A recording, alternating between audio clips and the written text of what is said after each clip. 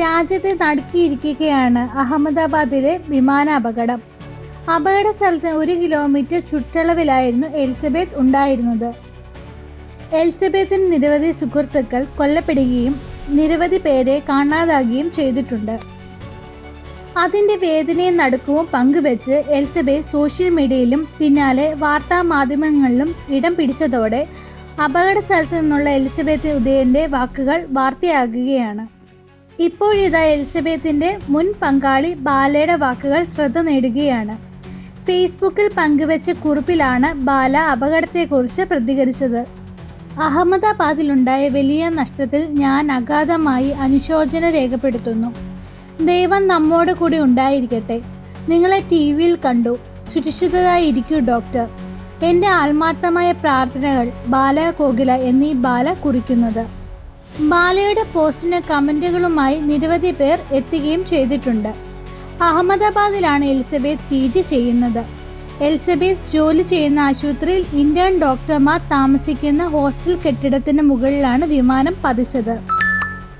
ഈ സാഹചര്യത്തിൽ തൻ്റെ സുരക്ഷിതത്വത്തെക്കുറിച്ച് ചോദിച്ചവർക്കും എലിസബത്ത് നേരത്തെ മറുപടി നൽകിയിരുന്നു.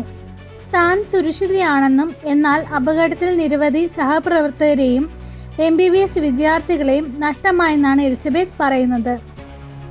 അപകടത്തിൽ മലയാളി വിദ്യാർത്ഥികൾക്കാർക്കും പരിക്കേറ്റതായി അറിവില്ലെന്നാണ് എലിസബത്ത് പറയുന്നത്.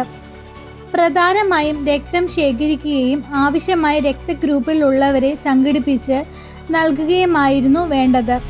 സമീപത്തുള്ള പല ആശുപത്രികളിലും നിന്നായി 1 മണിക്കൂറിനുള്ളിൽ 100ഓളം ബ്ലഡ് ഗ്രൂപ്പുകൾ സിവിൽ ആശുപത്രിയിലേക്ക് എത്തിച്ചു. മെഡിക്കൽ വിദ്യാർത്ഥികളും നാട്ടുകാരും സ്വമേധയാ രക്തദാനത്തിനായി ആശുപത്രിയിൽ എത്തിയിരിക്കുന്നു.